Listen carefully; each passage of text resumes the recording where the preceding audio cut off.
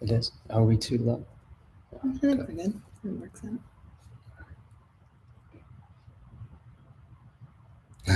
We're live. Yes. Are we there? I give it 1 minute. I like to let people take their seats. So give it just a few seconds, maybe. Can you create a comfortable pause? Where's Mushu?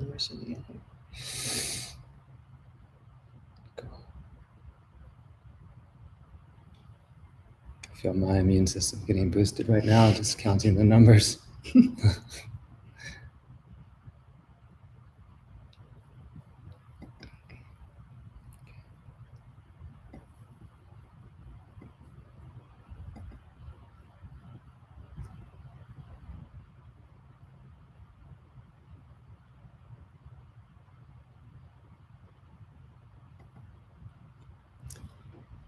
All right. So we're going to get started. And we are super grateful that all of you are taking the time to be with us. We wanted to talk about the concept of community as it relates to the concept of immunity, largely because from our perspective, there has been an assault on social connection. And we feel that that has direct implications on health and wellness. And I recently wrote that, if we are going to submit ourselves to public health mandates, then we probably should have an agreement on what health actually is, because we are starting at that level of fracture in the infrastructure of our collective understanding of what it is that we're dealing with here. And I think that's why so many of us are experiencing discord and divide and a feeling of isolation, separateness. And that's before we even address, the impact of social distancing and mask wearing and associated interventions on the experience of dehumanization. So what we want to kind of cover today is to kind of take a conversational dive into how it is that we can really nurture our sense of self, our sense of sovereignty, our sense of individuality, while also connecting across the divide. Like, what are some of the ways that we can support that? And Sayer and I have a shared endeavor in Vital Life Project that intends to do that, to nurture and support people who are on a shared mission. And I've described it something as growing like a strong spine with a very soft, open heart. And I see that as a lot of the work that we all might be invited to do in this moment. So I thought we might start by just kind of zooming in a bit on these concepts of immunity. And for those of you who don't know, Sayer recently published a book called Regenerate, and it decimates so many of the biological myths that are operative right now. And one concept that is a direct extension of that is, the understanding of the immune system as being far more nuanced than just a bunch of like stupid soldiers waiting for, attack, which is the preschool level intellectualism that we are expected to, assume as our truth. So. Thank you, my love. So I think Kelly and I share this, thing where we like to go very meta as well as very granular. And so I will say that I'm excited by this event and for your participation, because I've been doing a lot of reflection on, what is the state of our commune system, our community-based immune system. And just the reference to what is going on right now is all about division. It's all about separation, 6 feet away from each other, or, covering our faces with masks, staying inside our houses. And, early in this unfoldment, I was reporting on research showing social isolation is extremely harmful to the immune system, to our bodies. And so the calculus of the decisions that were made and implemented as public health policy mandates versus the actual effects on our well-being weren't being done very well. So the outcome for us is that we're starting to have a better sense of how important community is, starting with our relationship to each other and ourselves, and from there moving outward with you, because we've experienced in this window that without the support of our friends and loved ones, I just don't know that I would have been able to hold it together to be of any service to anyone in my life, my children, myself, you. And there have been times even in this experience where I know I've been very limbically triggered. It's been very challenging. And it was the community of people that love us enough to reflect to us sometimes truths that are a bit difficult, that aren't always easy to accept. Kelly being someone that is as real in real life as she is online. There's no difference, honestly. Like, she's just as tough on me and herself as anyone else in the world. And interestingly, she tends to trigger a lot of people, myself being high on the list, by her being herself, by her standing up to her principles, her truth. This woman has yet to wear a mask in the world, and I believe that she would rather go to the gallows than have to wear a mask.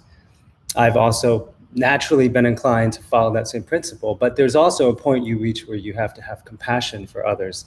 And that's something we're learning.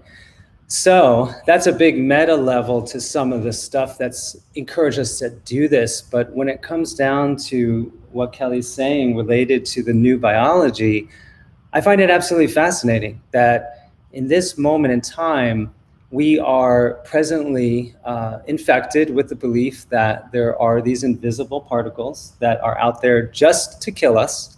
We can't see them, of course. We have to get tested, right? It's that dangerous a virus that we have to get tested to know that it's in us. And then really, when you go down that rabbit hole, you find out that, in fact, these microvesicles, as they're called, or exosomes, or viral-like particles, are actually essential to our health. And they communicate information between individuals in a species so that the species survives. Now, their terms have been thrown around quite a lot, including among vaccinologists, like herd immunity, which, interestingly, the vaccinology agenda co-opts the natural transfer of information between individuals in a species that confers survival advantage to the whole. And they've co-opted that and said, guess what? Only vaccines can give you that, right? You can only get health injected through a needle. And that's the agenda you're seeing around us. And that's all part of the germ theory and the old view that these deadly viral particles are here just to kill us, even though we can't see them. Sounds a lot like the medieval demon image they used to have, right? So interestingly, a healthy cell has a cell membrane with a tensile strength of steel. And that is an example I like to use because you see some of these Shaolin masters having like literally metal spears like shoved into their skin, and you can see that's resisting. So when you think about a healthy cell, then you start understanding that this is absolutely a fraud. Like, this doesn't make any sense. In fact, when you understand the new biology, you realize that your body is comprised of viral DNA and RNA. In fact, we can't even say it's exterior to us because the definition of a human now is called the holobiome. It's like it's a whole universe primarily comprised of viral particles.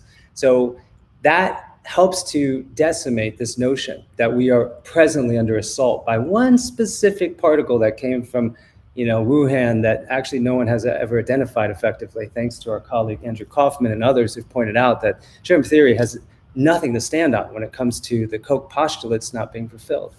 So it turns out an alternative view of understanding viral infectivity is that our bodies naturally secrete these exosomes, which happens to be true. In fact, we have this microbial cloud which contains literally these particles and nucleic acids. And they're transferred laterally, constantly, in order to communicate essential survival level information. And so that's similar to, say, someone detoxing from something and then basically sending information to another person that their body needs to also detoxify. And that, what do you think happens when you get sick? The temperature raises, you're sweating, you're pooping, you're basically excreting mucus, you're detoxifying. It's well known.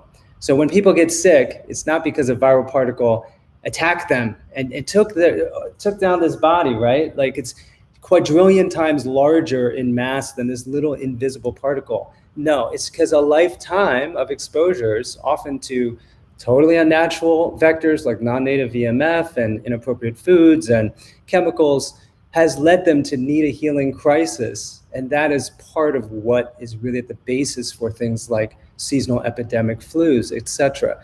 So that helps to better explain how actually community exposure to one another is what confers health. And that's why in the hygiene hypothesis, if you remove all the bacteria and viruses and exposure to dirt, you end up getting really sick. Your immune system blows back on your own body, and you could end up dying from a lack of exposure to these natural, quote, infectious agents. And lastly, if anyone wants to confirm this, I highly recommend you watch a video by this amazing virologist, okay? He's top in the field. His name is Herbert Skip Virgin, and it's called Understanding the Mammalian Virome, and it explains how so much of what we thought were deadly viruses like Epstein-Barr and various herpes family viruses are essential for us not to develop certain cancers and or experience certainly deadly infections. In other words, even the top NIH scientists are confirming that we need viruses, bacteria, fungi, helminths even, in order to be healthy. So that's part of the community as immunity model. I'm not saying that we need to infect each other with gross, unhygienic practices. It's more of understanding that we actually need to trust the infinite intelligence of the body and the ecosystem of which we are seamlessly a part, that interbeing, as Thich Nhat Hanh described it. And maybe even that nothing at all, whether it's psychospiritual, psychological, or biological, comes from the outside, because we have colleagues who've referenced Béchamp and other historical figures who talk about bacteria and other forms coming from within, literally coming from within us. So it's not even like an opportunistic model or a symbiotic model. It's literally that all comes from within. And that appeals obviously to my perspectives on, emotional work and psychospiritual work and the experience so many of us are having of the bad other being outside, whether it's the germ or whether it's the government. This is something that we're working through, is understanding, how is it that I am projecting the bad other from inside of myself, because I don't actually want to own the elements of myself that are native to me. And therefore I limit my experience of my own wholeness, because it's true all the way through. Can I just affirm how profound that is? So going from what I said to basically, infection being like a forest floor, you see the material that's needing to be degraded to be regenerated, so fungi, bacteria, etc. But just a deeper layer, which is what Kelly brings and has brought me in understanding that actually the psychogenic layer, right, of shadow projection. And let's say I believe that someone has this terrible viral vector and I get the shock of fear, like the media is promoting. They're literally shocking us trillions of times with fear. This is deadly. You can't even go outside your house. You can't touch anyone. That is the basis for true disease. And I'm not trying to be poetic with disease. It literally is a disease vector that will shock your body from the ground up. And so what Kelly's helped me to understand, especially through the lens of German New Medicine, is that when someone thinks they're infected or that they're at risk of it, that can actually literally create physical symptoms of infection. And I believe some people will literally die because they believe that they've been infected. And so that is part of the unfortunate psychological aspect or operation of what's happening. Yeah. And I imagine that many of you get this, and that's why you're here. However, you are contending with the enormity of the intellectual divide between those who think of immunity as being, a native element of who we are. It's something, that we are responsible for supporting and maintaining, and perhaps the symptoms that we experience are fundamentally meaningful to us as individuals, and they really have nothing to do with anyone else other than that, our bodies take advantage of communication between the environment, environmental elements and other bodies to serve us, to serve our needs, as Sayer was saying, for detoxification and otherwise. So sometimes, I get to this point where I reflect on the chemical imbalance theory of depression. And I think, on even using the tools of Green Med Info or otherwise, we could debate all day long Prozac versus fish oil or St. John's wort or tryptophan, right? And which is better to restore serotonin imbalance. But what if there is no such thing as a serotonin imbalance, and we're busy debating, what's more effective, the natural or the allopathic? Can we dig deeper and ask the fundamental questions that would dislodge the entire conflict, right? Like what if there is no identified virus? What if there is nothing to worry about as far as what we're being told to worry about by mainstream media? Then what are we doing?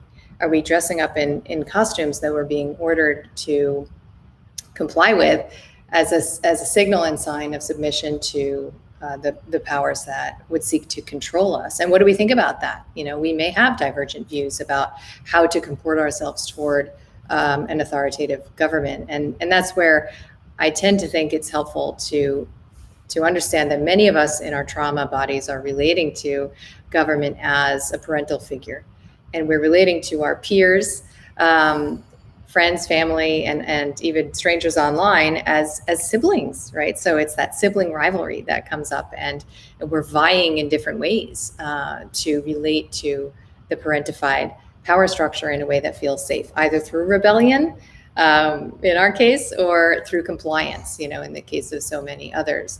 But I've observed that I think our native tribalism, it has been co-opted, right? Because you can see that we want to know, whose team are you on, right? Are you on the mass team or the not?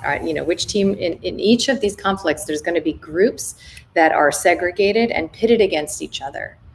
And that is a natural element of, I think, human dynamics. But it comes from a place of solidarity through community. It comes from a place that really has served beautiful experiences of safety in our ancestry, right? And we've both been really inspired by the work of Francis Weller, who talks about something called the community wound.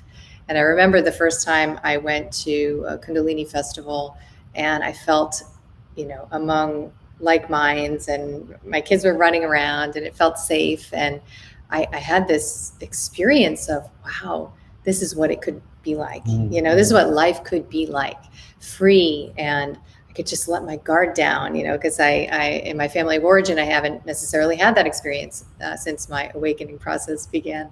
And I think many of us can relate to being kind of the black sheep in the family, where our family of origin no longer feels safe. And so we long to find that chosen family and to have that experience where we can exhale and not be vigilantly on guard to defend our perspective, and to potentially, win an argument or defend ourselves. And this community wound, I think, is very big for many of us. Not everyone, but I think that it's really flaring because we have such a deep longing to be together, and not only together, to share, what we'll talk about as we move through this material is our core value, to share that with others in a way that allows us to just feel freedom. And so we've come to understand that there is a kind of healing, as Sayer was referencing, even in our own conflicts in our relationship, there's a kind of healing that is afforded through a community that of like minds and like hearts, that wouldn't be available if that, what I call signal of safety, isn't delivered, right? It's not available as an atomized element, as an automaton. And the powers that be know that, right? They know that. And so that's what we reflect on as being part of the social engineering of this psychological operation, is to delimit our access to the kind of healing that is available through community. And so I think that that's part of what we're recognizing is the reclamation, that is necessary right now. And it's difficult because we don't want to just, create this kind of, the word that's coming to my mind is quarantine. We don't want to quarantine ourselves in like-minded community and have, no interaction with the rest of the human species. Because, I've referenced this phrase that came to me recently, which is like, oops, the love is already there, or like, oops, I already love you. Like we have people in our lives who we're in conflict with around what's happening. But we know that they love us, and we know that we love them. Like that, we can't unknow that. So how are we going to ever bridge this? Because where do you begin if somebody believes there's a virus? They believe that they're doing the right thing by encouraging people to wear masks and follow orders and be obedient and come on, stop being selfish.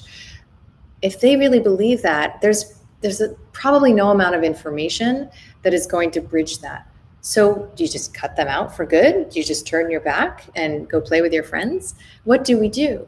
And so these are the kinds of questions that, we're trying to explore in understanding how to connect across these divides. Yeah, I felt like my journey of late has been, to acknowledge how deeply traumatized I am, and everyone within our species is, that we often carry, intergenerational karma. Think about the world wars, for example, that our parents and our grandparents lived through. A lot of that wasn't metabolizable within their lifetimes because it was so traumatic. They had to survive. My own father had to eat bark and crickets, in Korea while being invaded by multiple countries. But he's such a lovely person, right? You meet him, you would never know he's traumatized. Well, a lot of that I feel was installed into my system to work through. And a lot of you here may be called to do the same type of work. And we live in a time, here's a quick, share about my own destiny, is that initially I thought my goal was to get out the information that I was so excited by through Agreement Info to as many people as possible. Let's just get this out to the world. It's amazing. Natural medicine is evidence-based, and we should have an alternative. And now I send an email out, and it's like the world is like, what are you, pro-Trump? And what, I can't believe you wouldn't wear a mask. And there's just so much like triggering. It's scary. Like I literally just can't believe people that have followed my work for 10 years, they can't hear the intention anymore. And so now I think for Kelly and I, we're realizing that we're like you, probably realizing we need to find people that have similar experiences and values, and that we can support each other in this transition. Because there's a good number of us, but spending my time trying to convince someone that they shouldn't get angry, even threatening at me because I'm not wearing a mask, isn't going to work. But having community, people that resonate with your values, is exactly what's going to get us through this. Yeah, and even in our, kind of lived community, I'm just reflecting on how I think sometimes the digital experience of community can set the template for the lived experience. We both, when we fell in love, we grew a community, a remote digital community of colleagues and activists that didn't exist, right? And several of them actually. And we had this experience, before we met, we were relatively, I think, in our own silos, kind of doing our own thing, feeling like lone wolf, each of us. Yeah. And when we came together, we grew like a digital world that was very healing, for us to know that these people are out there, that they see the world the way we do, they prioritize the same things that we do, and they share our values to whatever extent we understood our values at that point, right? Yeah. And then we went on to manifest a real life in the flesh community, here in Miami, that just happens to share these values, and some we didn't even know that we had at the time. Yeah, who haven't read our books and don't know our work. They're just good people. Came through their own paths, and so the template, I feel like, digitally can set that. It's like a reminder to your cells of what it's like to be in this kind of village experience. And we've found, even as we look at things like leaving the school system and creating as Bucky Fuller would say, creating the new system that renders the existing system obsolete, we have found that it's really important to identify these core values, right? Because if we don't do that up front, then when the shit hits the fan and our limbic systems are activated, sometimes we can end up really at war, with those we thought that we were on the same page with. And we've experienced that even in our own family dynamics, right? And so we've kind of distilled out, our mission, our values as being chiefly related to this concept of health, freedom, and choice being primary. And this idea of bodily sovereignty, that this is mine and mine alone. And I'm the only one who should make decisions about what I do with it or to it. This is why I feel very strongly that, like Sayer was saying, a lineage of trauma is very relevant, right? So for me, I have taught, as I recently wrote, I've taught my daughters never to do anything to or with their body that makes them uncomfortable to make someone else comfortable. Never, no exceptions, right? I remember that my daughter we were at a yoga festival and she got like a little massage or whatever. And she told me afterwards that it was like sweaty on the table. It was like gross on the table when she got on the table to get this like little 10-minute shoulder massage from this woman. And I said to her, well, it's this perfect example that you could have said, this doesn't feel comfortable to me, and can you please clean it off, right? Instead of saying, oh, well, whatever, it's not comfortable, but it's fine, and I don't want to bother her. And the things that, I'll speak for women, the things that women do all the time, and the ways that we collude ultimately with our own violation in small and very, very large, incidences, right? So to me, the modeling of this principle to them is very important. It may not be to another woman who doesn't have the same matrilineal issues that I might, or isn't contending with the same wounds. So when things get really intense and we find that our traumas are activated, we can come down on very different sides of contemporary conflicts. So, we happen to share that this idea of bodily sovereignty is very, very primary for us. But so is the concept of personal responsibility. And that's one that our community has really helped us to uphold, because personal responsibility is not easy. That's a nice phrase, right? But to take responsibility for your experience, from the psychological to the emotional to the physical, means that you don't ever get to play the victim card. It doesn't mean you don't get to feel like a victim.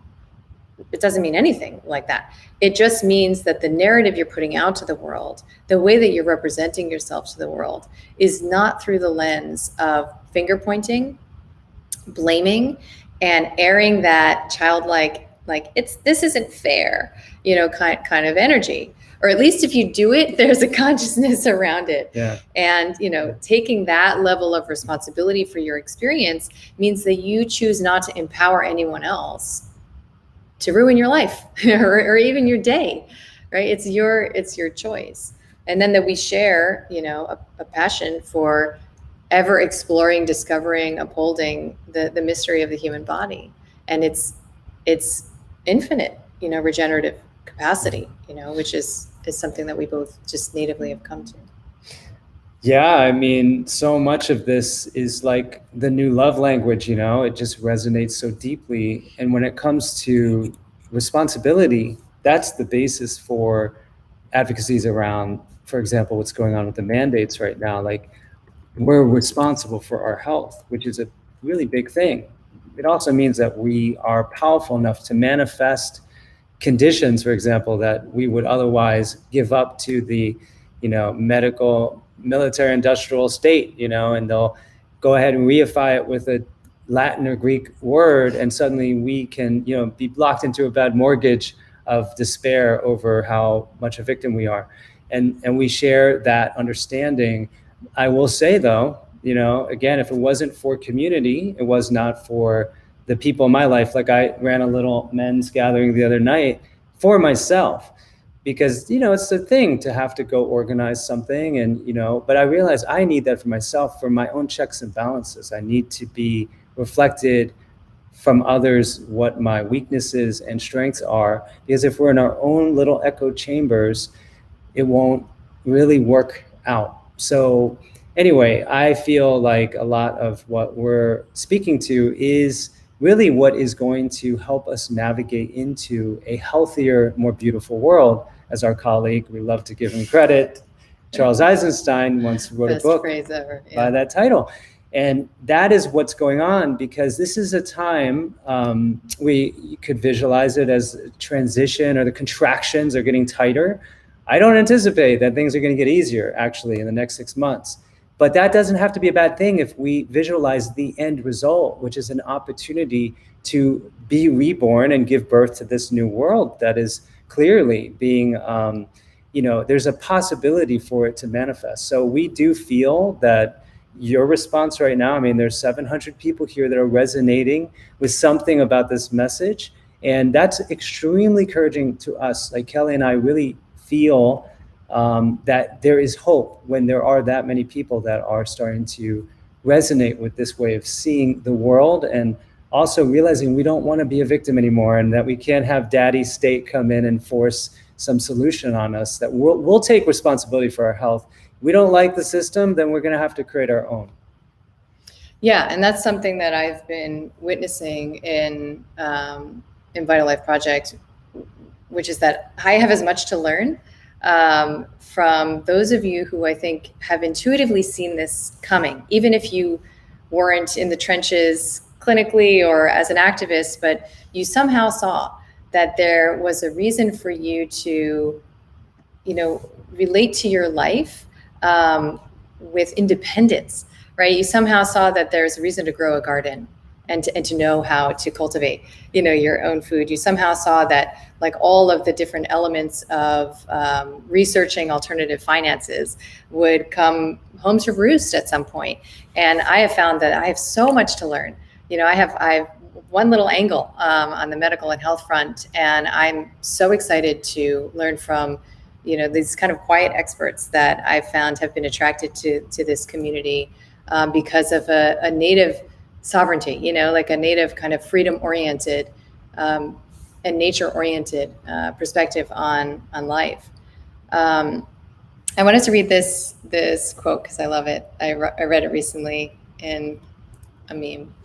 It's a Joseph Campbell quote, and he says, "We are not on our journey to save the world, but to save ourselves. But in doing that, you save the world. The influence of a vital person vitalizes."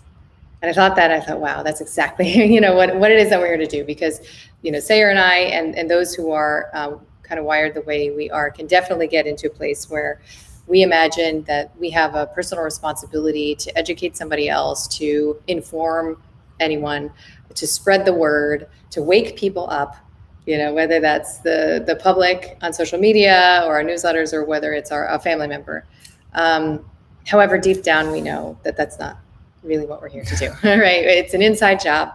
And if we just, as I've said, like in Vital Mind Reset, like chop wood, carry water, we're good. So how is it that we can possibly take our focus a little bit off of what's happening without putting our head in the sand, right? Mm-hmm. So how can we keep like a healthy current of awareness and a healthy amount of readiness and vigilance, while also keeping our focus primarily trained inward and on our own healing and self-care. And that's why, we have come, you can't imagine what it took to get to this place. Spiritual meat grinder would be a euphemism. In our very separate worlds, businesses and, lifestyles and everything else, we've come at this moment in time to a place where we have recognized that merging our efforts and holding space together, this is only the second time we've ever done something like this, ever in so many years, that it will make the room bigger, and not just numbers wise, but it'll energetically create a bigger space for us to do what we can to hold your nervous systems, right? And to hold a safe realm for you to try to strike that balance of awareness with self-care and inner work. And that's kind of our vision for Vital Life Project, which is something very different than I could do on my own. My way of talking about it is, and it just struck me like a lightning bolt, is that like for Kelly and I, just for us to have room enough in our relationship for us two, like we're big in the sense of like train wreck big, right? We've got a lot of issues. And so I think we've discovered that actually we've not been able to accomplish it because it's not necessarily accomplishable or desirable to accomplish just as a dyad, because that whole system is completely going through a meltdown, a nuclear meltdown. The nucleated, Rockefeller, social engineered, whatever you'll call it, family unit and dyadic structure is gone, and it never really existed sustainably beforehand. So our community is what has enabled us literally to be together. We call it the spiral path. Our wedding was, called the spiral path. There's a video by that name. It's really worth watching. I find encouragement in it when we're not having such great days, because it reminds me that we have this beautiful opportunity to be reminded and remind others that by creating community, we're able to truly heal. And that, my professor Bruce Wilshire used to say, missing is any sense that anything is missing. So until you experience it, which Kelly and I have experienced in moments, like a supernova kind of thing in our hearts where we're like, wow, we're being held, then you realize, oh my Lord, this is an option. Our parents didn't have it. That's why we don't know about it. And here it is. It's going to be born through us. And so that's why we're so excited, by the opportunity. Because, we can make it look really fun and easy. We know it's not going to be. But, we can do it together is our belief. Yeah. So we've decided to structure our efforts towards the community. So in Vital Life Project, we've decided to have weekly circles, video circles, so people can connect, and there's more of a humanizing element than just the community chat, which we have successfully taken off Facebook, yes. Which I can't even describe what a reclamation that has felt like. Yeah. It's not easy, we're on MeWe. And it feels good. It just feels fresher and freer. And so in beta, it's been going well. And then we also, intend to continue to hold the space for, physical healing and lifestyle medicine. So we have monthly challenges that we do together that have been amazing, actually, for me. I've been on this path for a decade, and every challenge, whether it's the water challenge or the bedtime challenge or the grounding challenge, like it's important to keep these little, keep sending these little signals to your nervous system that actually, this body matters most to me, matters more than whatever stimulus I'm getting from social media or the news or a conflict with somebody else. I'm just going to continue to engage in the simple rituals of self-care. And it's actually an act of radical inversion of attention. I think today, where it's so easy to just get all up here, lose the routine of taking care of yourself, and we can hold each other accountable in a really important way. And then Sayer is sharing his masterclass, which, if you missed it, is like a grand sweep of truth, and it's, she's biased, very biased. And I remember, when he wrote this book, which was itself quite a birth process, I remember thinking, like, now it's all in one place, now it's all in one place, and all the lies have been exposed. And more than that, the poetry, as I often refer to him as a mystical poet, and the poetry that is the innate beauty of this body, mind, soul can be given a microphone. That's what it feels like to me. So I'm excited and a little bit nervous about what it's going to be in this new chapter to hold space together. And we were joking to hope that you don't project mommy and daddy on us, because that's not our vibe, and that's not what we're here to do. We're here to be on the ground with you and with our beloved community manager, Jamie Davidson, who is like none other at feeling, all the hearts in the room and really calibrating what it is that we're offering to meet your needs and to generate this field. We're trying to grow this powerful field of reclamation, but also beauty and joy. A lot of what we seek to do together is celebrate. I was messaging with my best friend Tara today, and she said, I don't know, you don't sound great. Like, what are you doing for fun today? Like that's the antidote.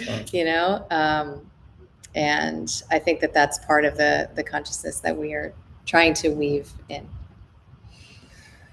Yeah, so in a nutshell, we're coming to understand, we'd like to invite you to take this piece of the planet, right? That's you, and make this your priority. Because I know Kelly and I have been through quite a journey, and this has been, feedback she's given to me from early on is that a lot of us act from our wounds. And this is a time where we will be given a million reasons daily to experience our wounds, but we're going to think they're out there. And so that's the beauty of what this is about. We can alchemize this experience into something truly beautiful, even though it appears, and you know me well enough probably to know, it appears to me like hell on wheels with FEMA camps and black helicopters everywhere.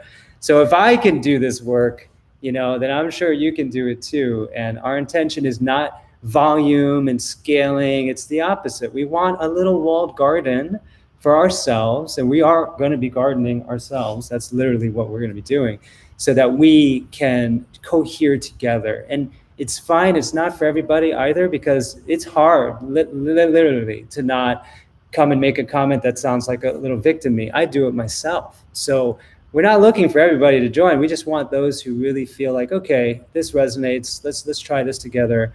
And then we're still going to be out there unless they completely deplatform us, which probably would be a blessing in disguise anyway.